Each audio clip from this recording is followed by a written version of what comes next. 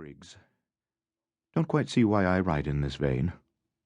My hands tremble. I want to shriek or to smash something with a bang. This mood is hardly suitable for the bland unfolding of a leisurely tale. My heart is itching, a horrible sensation. Must be calm, must keep my head. No good going on otherwise. Quite calm. Chocolate, as everybody knows. Let the reader imagine here a description of its making. Our trademark on the wrapper showed a lady in lilac with a fan. We were urging a foreign firm on the verge of bankruptcy to convert their manufacturing process to that of ours to supply Czechoslovakia, and so that was how I came to be in Prague. On the morning of the 9th of May, I left my hotel in a taxi, which took me... Dull work recounting all this. Bores me to death. But, yearn as I may to reach the crucial point quickly, a few preliminary explanations seem necessary. So let us have done with them. The firm's office happened to be on the very outskirts of the town, and I did not find the fellow I wanted. They told me he would be back in an hour or so. I think I ought to inform the reader that there has just been a long interval. The sun has had time to set, touching up on its way down with sanguine the clouds above the Pyrenean mountain that so resembles Fujiyama.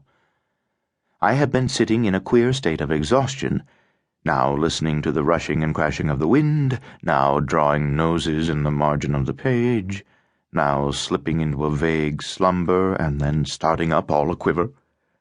And again there would grow in me that prickly feeling, that unendurable twitter, and my will lay limp in an empty world.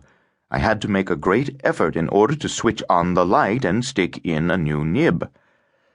The old one had got chipped and bent and now looks like the beak of a bird of prey.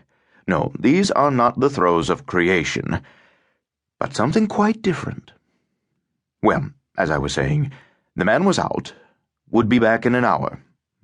Having nothing better to do, I went for a stroll. It was a fast, fresh, blue-dappled day. The wind, a distant relation of the one here, winged its course along the narrow streets.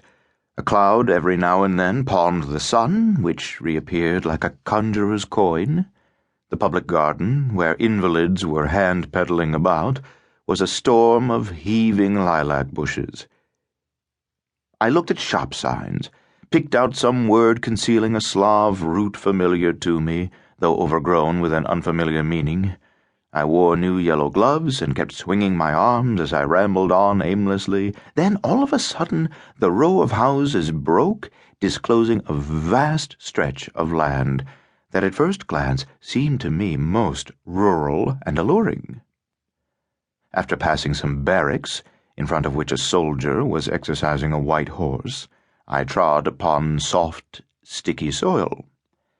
Dandelions trembled in the wind, and a shoe with a hole in it was basking in the sunshine under a fence. Farther on, a hill, splendidly steep, sloped up into the sky. Decided to climb it. Its splendor proved to be a deception. Among stunted beeches and elder shrubs, a zigzag path with steps hewn into it went up and up. I fancied at first that after the very next turning I should reach a spot of wild and wonderful beauty, but it never showed itself. That drab vegetation could not satisfy me. The shrubs straggled on bare ground, polluted all over with scraps of paper, rags, battered tins.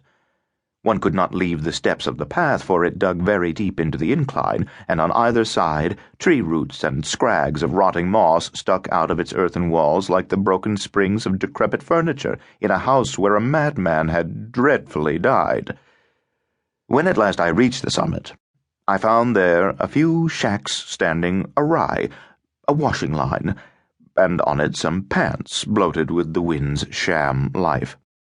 I put both elbows on the gnarled wooden railing and, looking down, saw, far below, and slightly veiled by mist, the city of Prague. Shimmering roofs, smoking chimneys, the barracks I had just passed, a tiny